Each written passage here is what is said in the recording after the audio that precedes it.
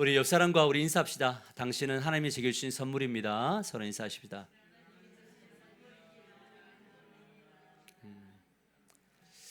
예, 우리 금요 기도회에는 마치 홍해가 갈라진 것처럼 중간 자리에 아무도 안 앉으시더니 오늘은 또 제가 볼 때 왼쪽에 또 아무도 안 앉으시더라고요.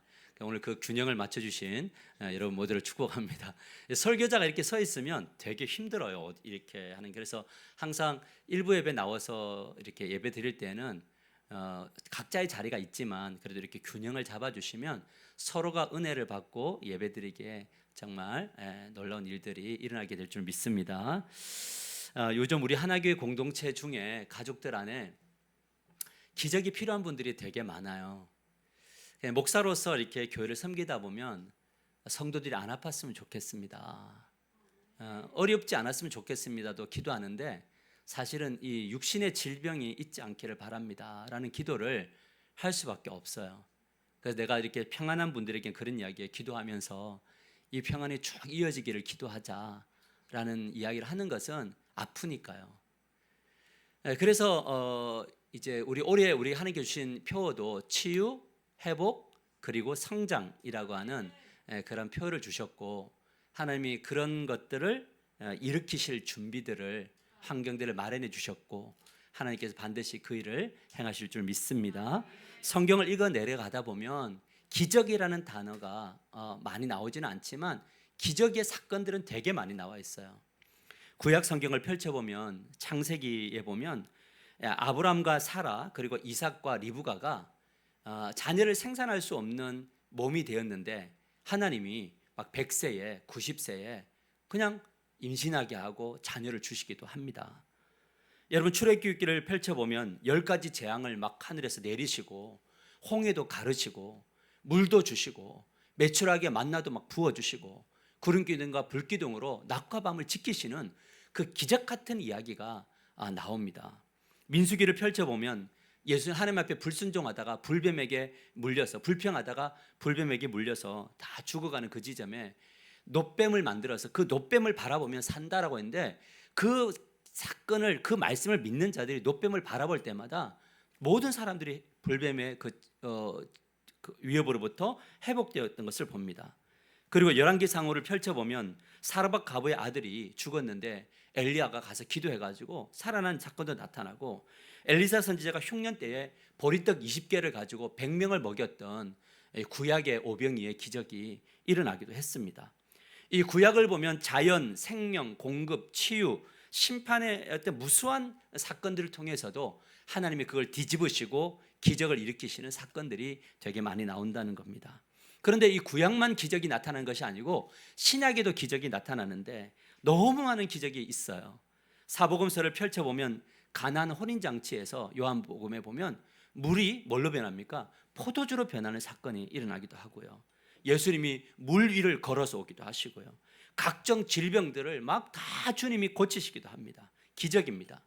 또 죽은 자, 즉 나인성 가보의 아들과 해당장 야율의 딸과 나사로의 죽음을 다시 뒤바꾸셔서 살리는 사건도 일어납니다. 기적이지요. 또한 귀신을 쫓아냅니다. 가버나움의 해당에 있는 더러운 귀신을 쫓아내시고 거라사 지방의 군대 귀신을 쫓아내시고 벙어리 귀신들을 쫓아내는 그런 사건들도 나타납니다. 그리고 예수님 스스로가 죽으셨다가 3일 만에 뭐 하시냐면 부활하십니다.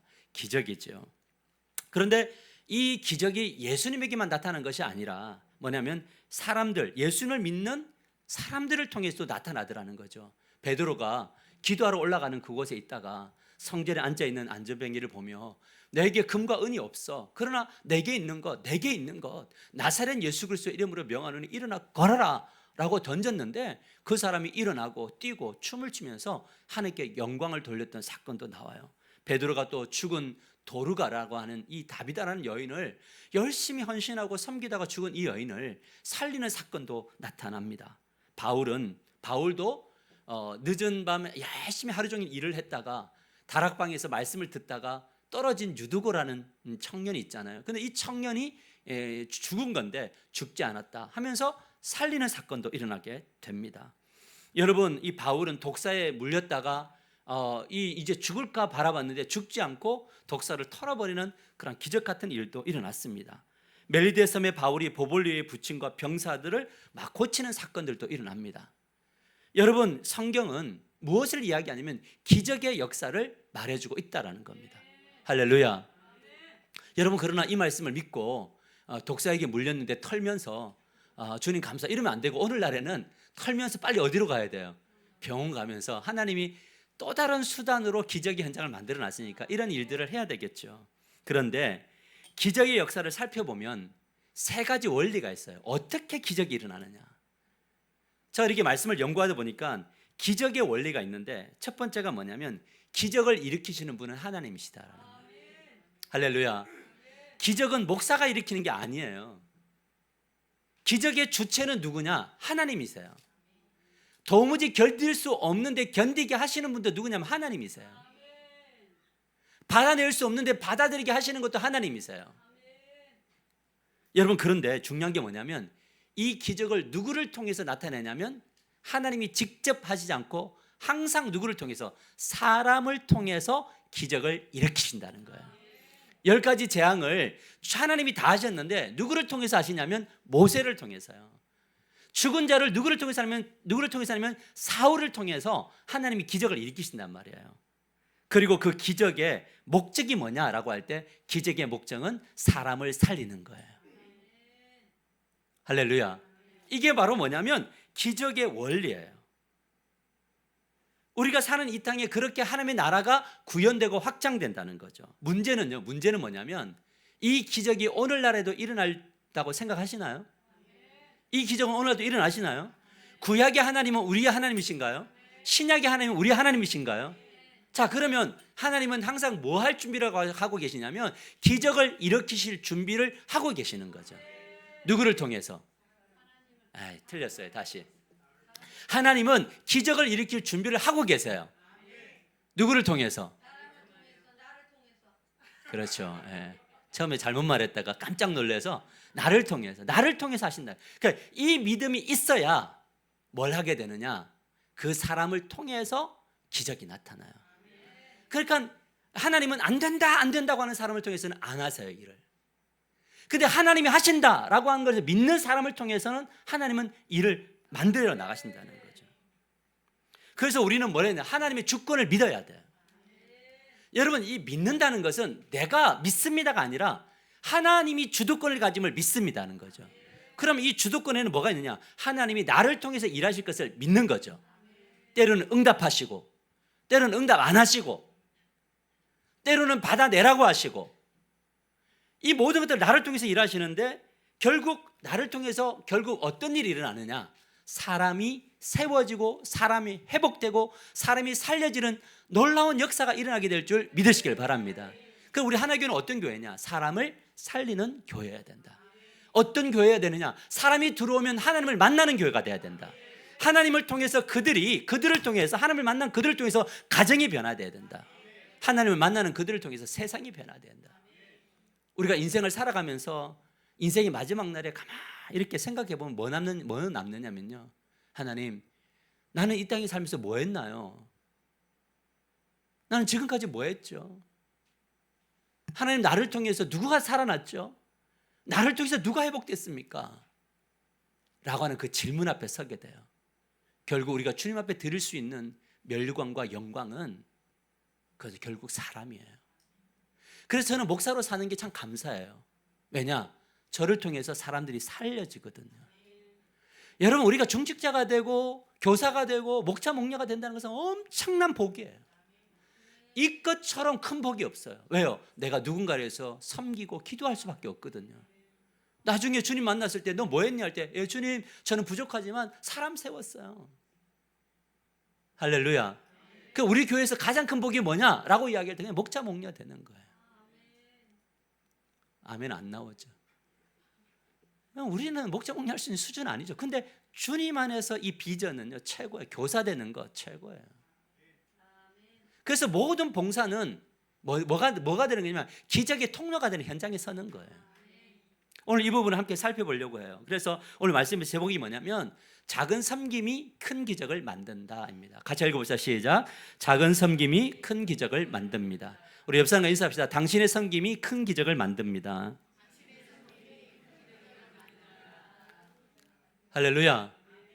예, 마태복음 14장 13절에 14절을 우리 같이 한번 크게 한번 읽어봅시다. 같이 읽겠습니다. 시작.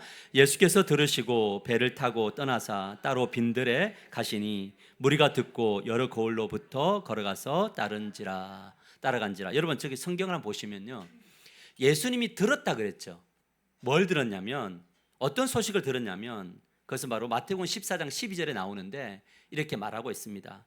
요한의 제자들이 와서 시체를 가져다가 장사하고 가서 예수께 아뢰니라고 이야기해요. 예수님이 지금 무슨 소식을 들었어요?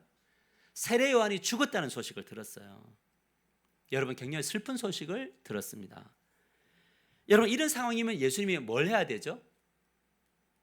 죽었다는 이야기를 들었어요. 장사를 지냈다는 이야기를 들었어요. 그럼 예수님이 어떻게 해야 돼요? 살려야 돼요? 세례 요한은 안 살고 싶어요. 다시 안 태어나고 싶어요. 그가 원했던 하늘에 갔기 때문에 살리면 안 돼요. 이분은 뭐냐면 예수님이 무덤으로 가야 되죠. 왜요? 그래도 애도는 해야 되잖아요. 맞아요? 근데 주님이 어디로 가요? 그 소식을 듣고 무덤으로 가지 않고 어디로 가요? 빈들로 가요. 여러분 이거를 목회적 상황으로 가져옵시다. 어떤 성도가 저에게 찾아와서 누가 죽었습니다. 장사를 지냈습니다. 그럼 목사가 어디를 가야 돼요? 장례식장을 가야 되죠. 아니면 무덤을 가야 되죠. 근데 제가 알겠습니다 하고 기도원을 갔어요. 그럼 여러분 어떻게 하실 거예요? 잘했나요? 권사님은 그렇게 생각할 거라고 전 믿어요. 근데 보통은 어떻게 생각해요? 목사가 어떻게 저럴 수 있지? 그 섭섭하죠. 섭섭한 걸 지나 어떻게 돼요? 원망하고 평생 미워하기로 결단하는 거죠. 그걸 마음에 콕 담을 거예요. 근데 예수님이 어떻게 보면 냉기가 찰 정도로 이 차가운 행동을 왜 했을까? 예수님이 볼 때에 요한의 죽음은 끝이 아니잖아요. 영원한 하나님 나라로 간 거고 잠시 자는 거고 만날 거잖아요. 근데 주님은 뭘 해야 되느냐? 죽은 사람은 죽은 자에게 맡기고 예수님은 뭘 해야 되느냐? 살리는 사명으로 가야 되거든요. 이것이 바로 예수님이 빈들로 갔던 이 습관, 루틴이었어요. 예수님은 정말 다급한 일이 있어도 무엇을 놓치지 않았냐? 하나님과 독대하는 그 자리를 놓치지 않았어요. 그래서 때로는 많은 사람들이 막 몰려오는데 예수님이 막 정말 긴급한 사람들이 와 있는데 때로는 주님이 여기까지 하고 가버려요. 섭섭할 거예요. 근데 왜 갔는 줄 아세요? 이 모든 일을 하기 위해서 뭐가 필요하냐? 하나님과의 독대, 하나님을 만나고 하나님의 은혜를 누리고 하나님의 충만함을 누려야 예수님도 이 땅에서는 살아가실 수 있었기 때문에 가는 거예요. 여러분 흥미로운 부분은 그 다음에 무리들이에요. 이 무리들이 예수님이 빈들에 갔다는 소식을 들었을 때 어떻게 취합니까? 여러분 좀 지쳐서 갔어요. 그럼 어떻게 해야 돼요? 가만 놔둬야 돼요? 아니면 따라가야 돼요? 따라가야 돼요? 놔둬야 돼요? 보편적으로 보면. 자, 목사가 좀 지쳐서 기도원 갔는데 여러분들이 그까지 따라와야 돼요? 아니면 가만 놔둬야 돼요? 뭐 여러분 마음이죠. 근데 이 사람들이 걸어서 고을을 막 지나가요. 어디 있는지까지 가면서 계속 물어요. 예수님 어디 있냐고. 예수님 어디 있냐고 막 물으면서 가요. 이들은 지금 예수님을 배려합니까? 배려하지 않습니까? 배려하지 않아요. 왜? 당연하죠. 왜요? 이들은 대부분이 뭐냐면 대부분이 병자들이었고 그들의 가족이었으니까요.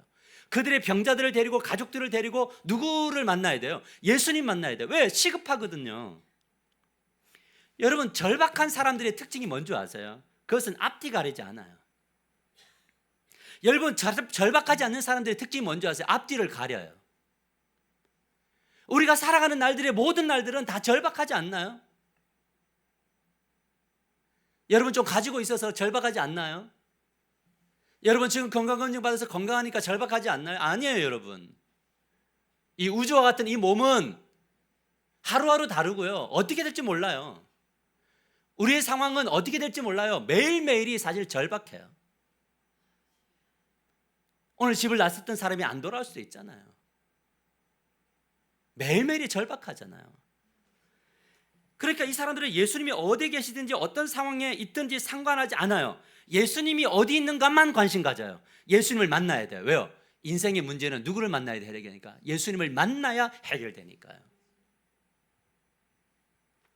언뜻 보기에는 무례하게 보이지만 이들에게는 뭐가 있냐? 간절함이 있었다고요.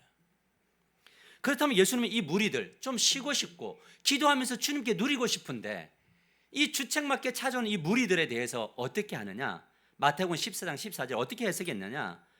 같이 읽어보자. 시작. 예수께서 나오사 큰 무리를 보시고 불쌍히 여기사 그 중에 있는 병자를 고쳐 주시니라. 예수님은 당신의 루틴을 깨뜨린 큰 무리를 책망하지 않으시고 오히려 뭐 했냐면 불쌍히 여기셨다는 거예요.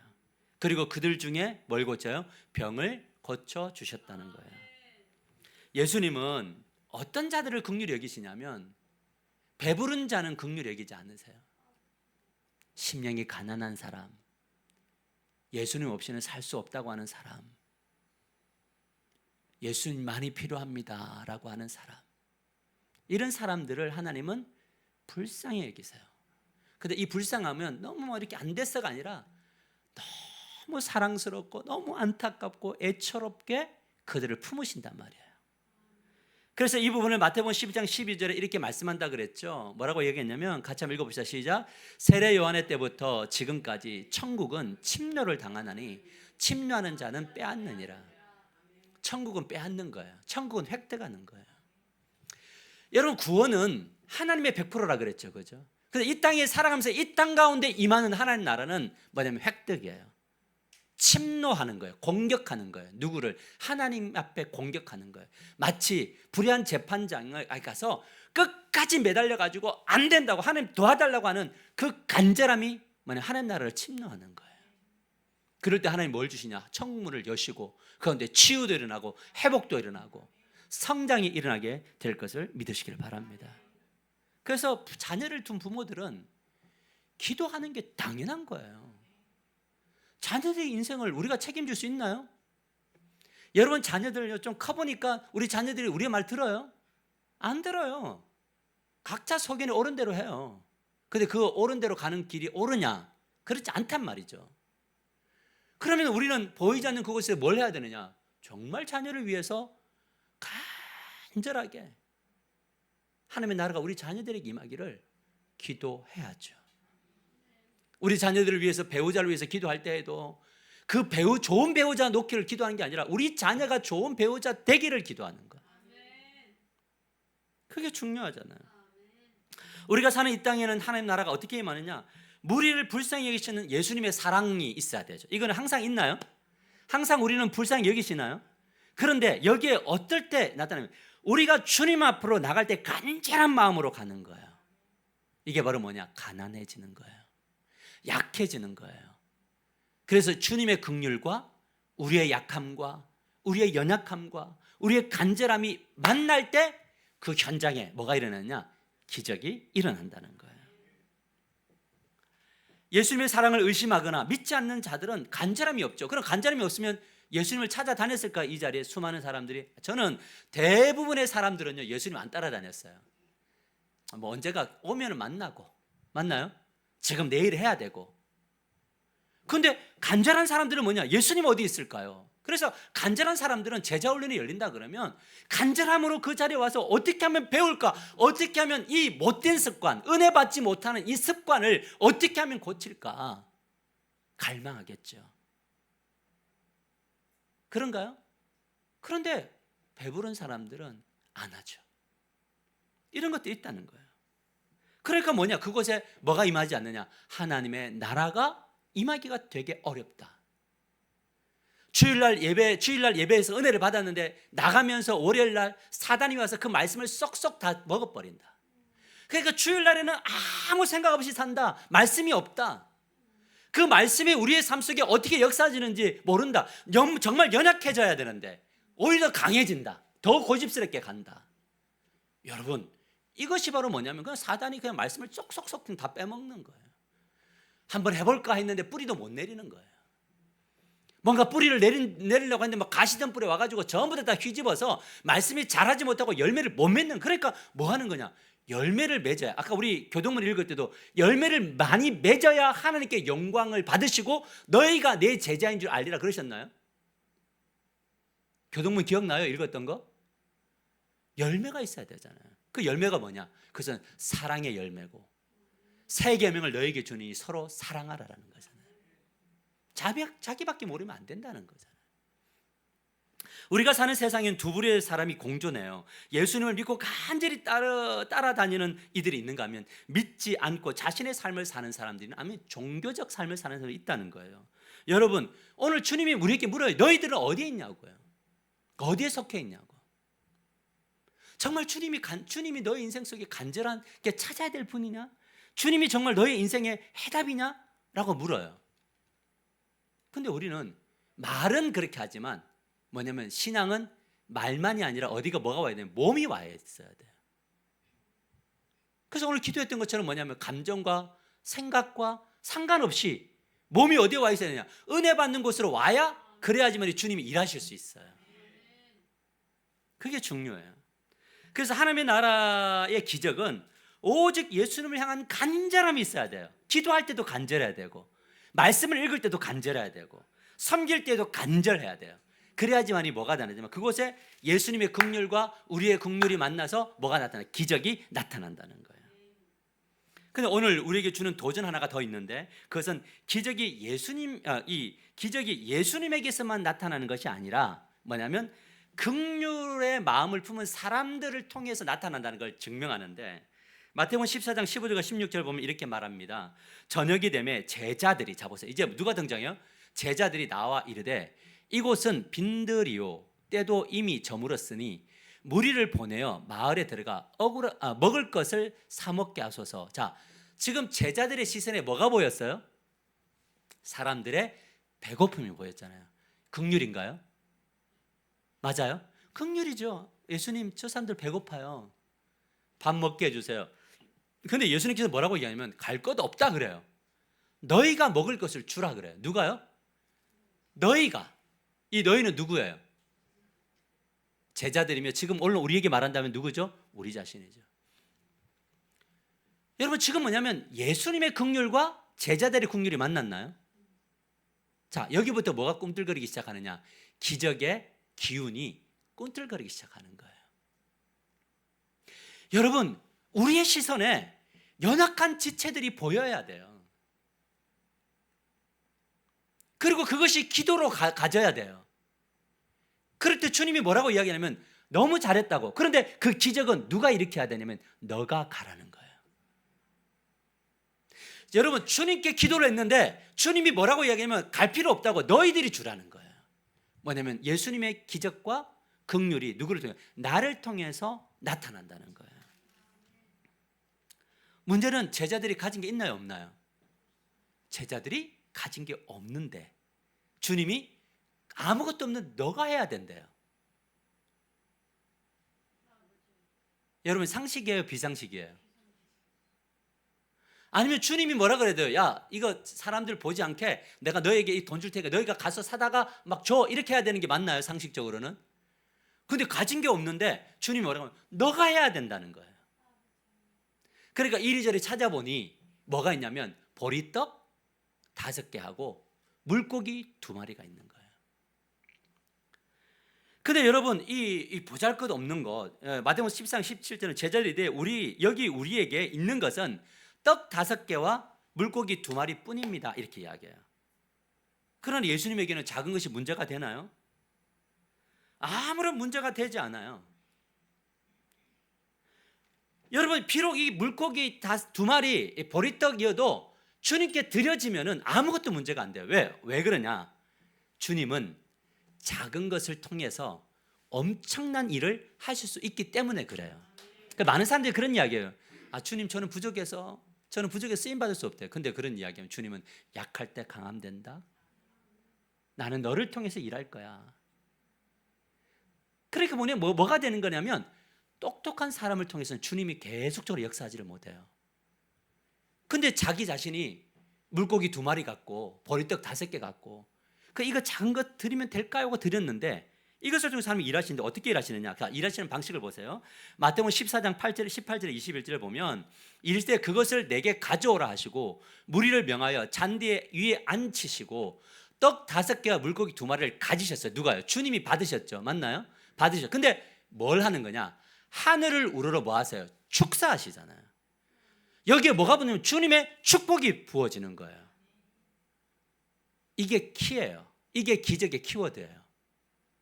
우리는 보잘것없지만 주님이 그곳에 축사하시면, 주님이 그곳에 복 주시면 그것은 놀라운 역사를 일으키는데, 떡을 떼어 제자들에게 주심에 제자들이 무리에게 주니 다 배불리 먹고 남은 조각을 12바구니에 차게 거두었으며 먹는 사람은 여자와 어린이 외에 몇 명이 됐다고요? 5,000명이나 되었더라. 사랑하는 성도 여러분, 하나님의 기적은요 이렇게 만들어져요. 보잘것없는 작은 섬김이 거기에 뭐가 부어지면 주님의 축사가 부어지면. 근데 주님은 축사를 부어줄 준비를 늘 하고 계시나요? 그렇죠. 그럼 우리 자신을 드리면 주님은 우리를 통하여 놀라운 역사를 이루시죠. 여러분, 그걸 누가 나눠주고 있어요? 제자들이 나눠주고 있죠. 여러분, 이거 엄청난 영적인 비밀이에요. 주님은 반드시 축사하실 분이신데 누구를 통해서 일하기 원하시냐? 나를 통해서 가정이 회복되기를, 나를 통해서 교회가 회복되기를, 나를 통해서 세상이 회복되기를 간절히 원하는 자들에게 역사가 나타난다는 거죠. 어제 부산에 있는 더원교회, 제가 이 더원교 목사님을 자꾸 이야기하는 건 뭐냐면 참 이분이 열정적이세요. 어제 이제 연락이 하면서 그 이야기를 하더라고요. 목사님, 드디어 스타렉스를 받았습니다. 스타리아를 받았대요. 여러분, 그때 몇 개월 전에 이야기는, 목사님, 제가 기도 제목이 하나 있습니다. 뭔데요? 그랬더니 스타리아가 필요합니다. 이제 스타리아가 꼭 필요한 것 같아요. 성도들도 데리고 오려면 필요할 것 같습니다. 그래서 우리 기도합시다. 그런데 그때 우리 간증했을 때 뭐 했습니까? 고신대학교 간호학과를 은퇴했던 한 권사님이 신문을 보고 오셔서 목사님하고 상담을 하고 돌아가는 길에 버스 안에서 전화를 한 거죠. 왜? 상담을 하고 돌아가는 길에 버스 안에서 뭐가 일어났냐면 성령의 감동이 일어났다고요. 그래서 목사님, 제가 다는 못하지만 3천만 원을 제가 헌금합니다 하고 들어왔는데 그때 스타리아가 계약이 체결이 됐잖아요. 여러분, 그런데 이제 등록을 하려고 하는데 한 400이 모자라는데 그 연약한 성도들이 또 다 헌금을 해서 그 400을 만들어 가지고 그날 이번 주에 성도들과 함께 부산 기장에 있는 해변가에 가가지고 같이 밥 먹고 그 차를 타며 하나님 주신 그 은혜를 누리며 행복했다라는 이야기를 제게 들려주더라고요.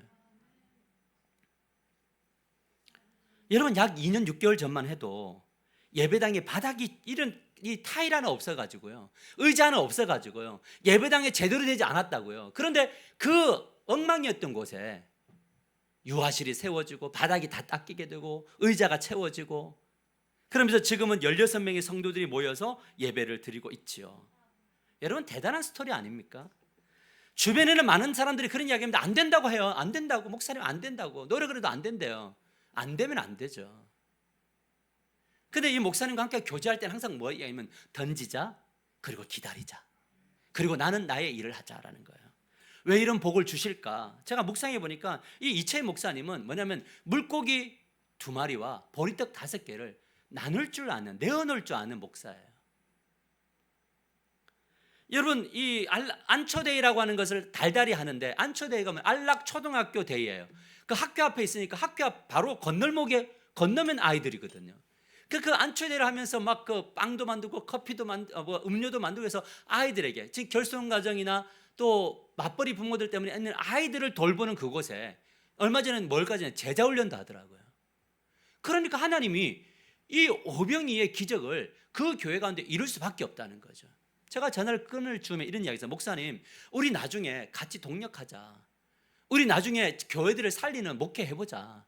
하나님은 지금도 역사하신다. 하나님은 정말 하나님을 믿고 걸어가고 긍휼의 마음을 있는 사람들을 통해서 하나님은 역사하신다. 이거 우리 같이 하자. 그래야 된다. 이것이 우리의 사명인 것 같다라는 이야기를 했습니다. 여전히 사도행전 29장에 쓰여지고 있죠. 지금 우리에게도 지금 말이 안 되는 일이 일어나고 있는 현장에 서 있습니다. 하나님이 우리에게 땅을 선물로 사명으로 주셨습니다. 예전에 아내와 함께 그 남동구를 오고 가면서 하나님 딱 이쯤이면 너무 좋을 것 같은데요. 그리고 언젠가 또 여기 있을 때도 그냥 한번 영동고속도로 갈 때쯤 되면 저 여기 있으면 좋겠는데 라는 마음만 늘 가지고 여기면 참 좋겠어요. 이래저래 하면서 다 내려놨죠. 사실은 저는요. 내려놨거든요. 근데 내려놨는데 나를 통해서 일하지 않으시더라고요. 그래서 제가 그렇게 기도했거든요. 하나님, 제가 이제 이끌잖아요. 요번에 그 8월 전에도 하나님이 제게 주신 마음 나눈 적 있죠. 우리 교회는 이제 내가 이끌어가는 교회가 아니다. 성도들이 세워가야 된다라는 마음을 주셨거든요. 내년부터 그렇게 될 거예요. 지금도 그렇게 되어지고 있어요. 왜냐하면 교회는 주님이 머리이신 주님이, 목사는 뭐 하느냐? 말씀과 기도와 비전을 던지는 거예요. 그러면 그 비전과 말씀을 받은 것은 누가 이루어가느냐면 성도들이 그것을 이루어가는 거예요. 여러분들의 교회예요. 여러분들이 하시는 거예요. 이것이 주님의 방식이단 말이죠. 왜 이런 일이 벌어질까? 제가 이렇게 묵상을 해볼 때 두 가지예요. 왜냐하면 우리는 그동안 긍휼의 마음을 품고 긍휼을 흘려보냈나요? 우리 교회도? 여러분, 우리 공로 때문에 했다는 거 아니라 주님이 원래 긍휼을 가지셨는데 우리 하나교를 통해서 긍휼이 흘러가기를 원하는 거예요. 여러분, 우리가 빚이 있을 때 이거 다 갚으면 빨리 갚을 수 있는데 왜 이걸 흘려보냅니까? 라는 이야기가 있을 수 있죠. 그런데 왜 그러냐면 교회는 그런 곳이어야 된다고요.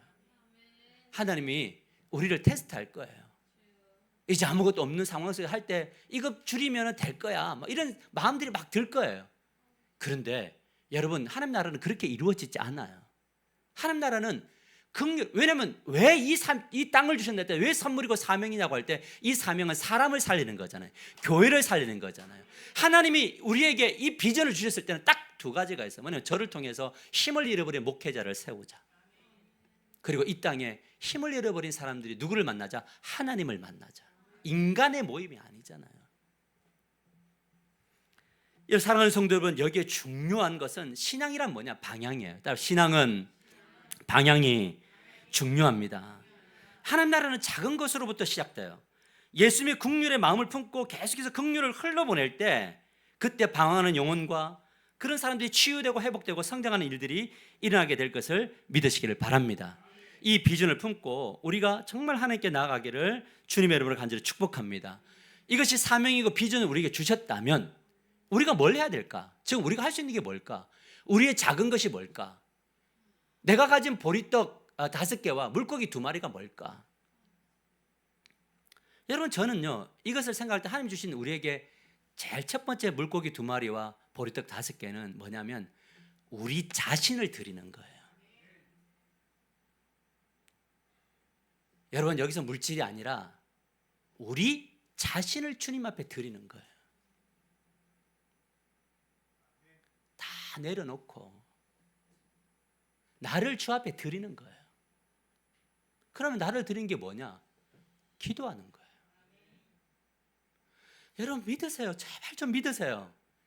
함께 기도하면 주님이 때로는 나를 통해서, 주님이 정말 하나님이 쓰실 사람들을 통해서 일하신다고요. 근데 중요한 게 뭐냐? 우리가 볼 때는 막 누가 더 빛나는 것처럼 보이고 누가 안 빛나는, 절대 하나님 나라는 그렇게 이루어지는 게 아니라 하나님 나라의 계산법은 완전 달라요.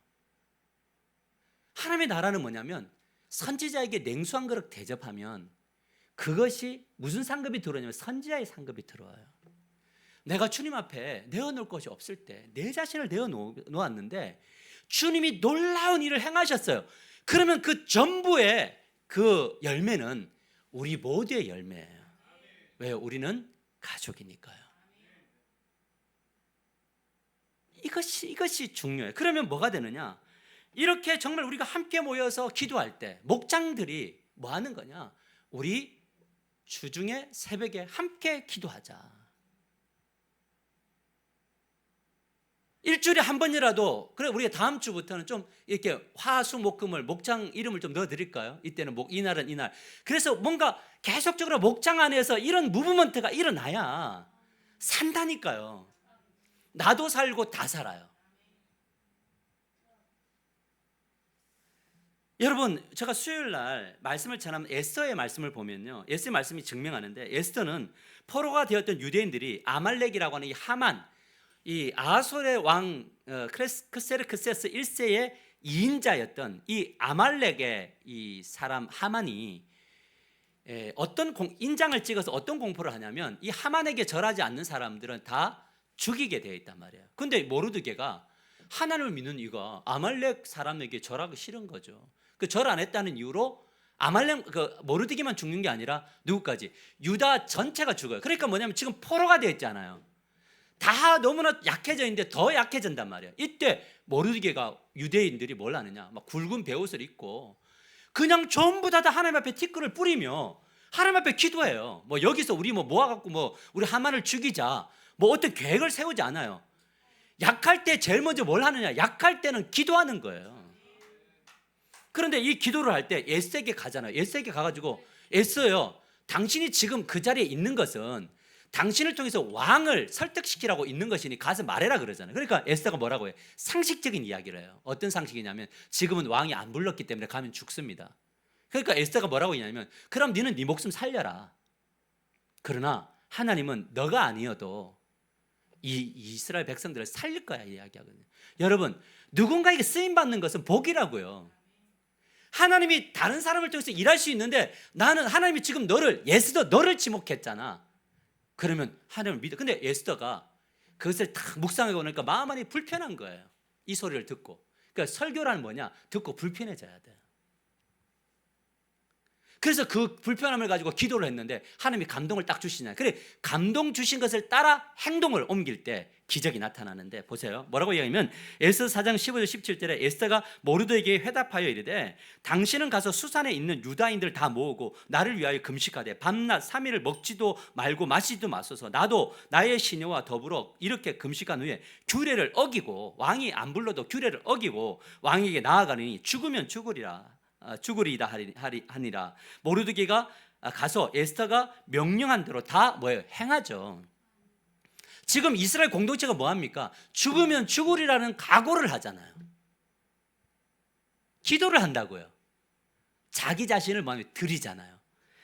사랑하는 성도, 우리가 잊지 말아야 될 것은, 긍휼에 풍성하신 하나님은 이 이스라엘 백성들을 회복할 준비를 하고 계시죠. 근데 누구를? 긍휼의 마음을 가진 모르드게와 긍휼의 마음이 회복된, 마음을 돌이킨 에스더를 통해서 뭘 하느냐? 하나님이 위기로부터 구원하는 기적이 나타나잖아요. 그러다 모르드게가 어떤 사람이 되었는가? 에스더 10장 3절에 보면, 유다인 모르드게가 아하솔의 왕의 다음이 되고 유다인 중에 크고 존경받고 그의 허다한 형제에게 사랑을 받고 그의 백성의 이익을 도모하며 그의 모든 종족을 안위하더라. 자기도 높여지고, 뭐냐면 이 사람 때문에 그 사람들의 복지와 안위가 세워지잖아요. 여러분, 리더십은 뭐 하는 거냐면, 그냥 주님이 말씀하신 대로 가서 엎드리는 사람이 하나님이 세우시고 그 사람을 통해서 하나님이 일하신단 말이에요. 이게 리더십의 원리라고요. 그러나 우리가 주목해야 될 그 부분은 그 다음인데, 에스더 8장 15절과 16절에 이렇게 말합니다. 모르드게가 푸르고 흰 조복을 입고 큰 금관을 쓰고 자색 가는 베옷을 입고 왕 앞에서 나오니 수산성이 즐거이 부르며 뭐 한다고요? 기뻐하니고 유다인에게는 영광과 즐거움과 기쁨과 존귀함이 있는지라, 이렇게 이야기해요. 지금 페르시아의 이 종된 땅에 무슨 나라가 임하고 있냐면 하나님의 나라가 임하고 있잖아요. 할렐루야. 그래서 하나님의 나라는 내주에서 모신 곳 그 어디나 하나님 나라가 되는 겁니다. 그러나 이 기쁨과 회복으로 끝난 것이 아니라 이스라엘 공동체가 무시하지 못할 공동체로 바뀌었다. 사랑하는 성도 여러분, 우리 하나교회가 세상이 무시할 수 없는 그런 하나교회가 되기를 주님의 이름으로 간절히 축복합니다. 교회는 세상에 박해를 받을 수는 있으나 무시당하지는 않아요. 그것이 에스더 8장 17절에 이렇게 말합니다. 같이 읽어봅시다. 시작. 왕의 음행이 이르는 각 지방 각 읍에서 유다인들이 즐기고 기뻐하여 잔치를 베풀고 큰 날을 명절로 삼으니 본토 백성이 유다인을 두려워하여 유다인 되는 자가 많더라. 두려워하여 뭐 된 자가 많더라? 유다인으로 다시 들어오는 귀종하는 바꾸는 일들이 많더라. 이것이 사도행전으로 보면 세상 사람들이 칭송을 들으니 날마다 구원받는 자가 더해지더라. 여러분, 교회는 이런 곳이 돼야 돼요. 저 교회 가보고 싶어. 저 교회 하나님이 살아계셔. 저 교회는 정말 하나님의 기적이 지금도 일어나고 있어 라고 하는 거예요. 말씀을 맺으려고 합니다. 사랑하는 성도 여러분, 오병이의 사건은 우리에게 분명한 메시지를 전합니다. 기적은 긍휼을 담은 작은 섬김을 통해서 나타난다. 답시다. 기적은 긍휼을 담은 작은 섬김에서 나타난다. 내가 드릴 것이 없어요? 그럼 나를 드리면 돼요. 주님은 뭔가를 드리고 내가 빠지는 것이 아니라 나를 주 앞에 드릴 때 주님은 엄청난 일을 하세요. 내가 나를 드릴 수밖에 없습니다. 함께 드립니다. 함께 기도합니다. 함께 엎드립니다. 주님, 나를 그렇게 사용해 주세요 라고 이야기할 때, 너희는 먼저 그의 나라와 그의 의를 구하라고 할 때 이 모든 것이 따라온다잖아요. 따라가 질질 끌려다는 것이 아니라. 그래서 때로는 한 그릇의 따뜻한 밥, 작은 위로의 말, 짧은 기도의 손길이 누군가의 삶을 살리고 공동체를 회복시키고 하나님 나라를 확장합니다. 여러분, 이번 주에 새벽에 기도를 마치고 카톡 하나가 띵 하고 올라오더라고요. 그 들어봤는데 뭐라고 이야기하냐면, 목사님을 위해서 기도합니다. 목사님에게는 가진 것이 없고 능력이 부족하지만 하나님이 모든 것을 채우실 것을 믿고 내가 하나님께 목사님을 드립니다. 이렇게 기도하더라고요. 근데 이름이 뭐냐면 없어요. 우리 교인이 아니에요. 그래서 궁금하잖아요. 그래서 카톡을 가보니까 옆에 중동교회 성도예요. 누굴까? 다음에 꼭 한번 만나고 싶어야 하는, 그래 중동교회 성도가, 그 사람 나를 본 적이 없잖아. 나도 그분을 몰라요. 그래서 제가 문자를 남겼어요. 뭐라고 하냐면, 누구신지 모르지만 감사하다. 기도대로 응답되는 역사 일어나기를 소망한다. 축복한다. 그랬어요. 위로가 되었을까요? 되게 위로가 되었어요. 이것이 작은 섬김이에요. 누군가가 일을 할 때 격려하고 세워주고 함께하는 것, 이걸 섬김이란 말이죠. 그러므로 우리가 해야 될 일은 뭐냐? 우리 작은 떡과 물고기를 예수님께 올려드립시다. 그 순간 작은 섬김이 모여서 큰 사랑이 되고 작은 헌신이 모여 하나님의 놀라운 기적이 일어난다는 거예요. 저는 이번 주 수요일에도 그걸 느꼈고 금요일에도 느꼈고 그랬어요. 여러분, 하나님이 일으키시는 기적의 단위가 몇 명이라 그랬죠? 2명에서 3명. 근데 더 많이 왔잖아요. 그래서 할렐루야 했는데 2명에서 3명만 모여도 하나님 함께 하신다고 하는데, 진짜 하나님이 원하시는 많은 사람들이 모여서 정말 하나님 앞에 간절히 기도한다면 여전히 오늘 이 마태복음의 이야기와 사도행전의 이야기와 이 에스더서의 이야기가 오늘 우리의 이야기가 될 줄 믿으시길 바랍니다. 안 된다고 하는 이 세상, 절망과 좌절에 빠진 목회자, 희망을 잃어버린 이 세상 속에서 우리 하나교회가 아니라고, 하나님은 여전히 역사하신다고, 그 중심에 우리가 있게 되기를 축복합니다. 우리의 생활숙제 3가지를 보면, 자, 이번 주에 하나님이 주신 땅에서 가장 작은 섬김 하나를 정하고 실천해보자. 가정도 괜찮고 교회도 괜찮고 직장에서도 괜찮습니다. 실천해 보시고요. 2번째, 내 삶 속에 있는 보리떡 5개와 물고기 2마리가 무엇인지 적고 그것을 주님께 드리겠다고 결단하고 기도하겠다고 결단하시고, 3번째, 가족이나 목장 모임에서 작은 섬김의 간증을 서로 나눌 수 있는 한 주간이 되게 해달라고 기도하시는 우리 여러분들이 되시기를 주님의 이름으로 간절히 축복합니다. 우리 같이 손을 들어서 기도할 때, 주여 부르며 기도할 때에, 주님, 저는 가진 것 없습니다. 하나님 아버지, 드릴 용기도 없습니다. 그러나 주님, 나는 나 자신을 주 앞에 드립니다. 주님, 나를 받아주십시오. 나를 통해서 일을 해주시고, 하나님 아버지, 또 일할 사람들을 불러 모아주셔서, 겸손하고 가난한 사람들을 불러 모아주셔서 아버지의 일을 행하셔서 세대와 세대가 연결되고 이 땅의 목회자들이 회복되고 교회가 회복되는 일에 쓰임받는 나 자신, 우리 교회가 되고 이 목회자가 되게 해달라고 우리 주여 부르시면서 통성으로 기도하며 나갑니다. 기도합시다. 주여, 아버지 하나님, 감사와 영광을 올려드립니다. 얼마나 감사한지요. 오늘도 주님께서 일하여 주시니 너무나 감사합니다.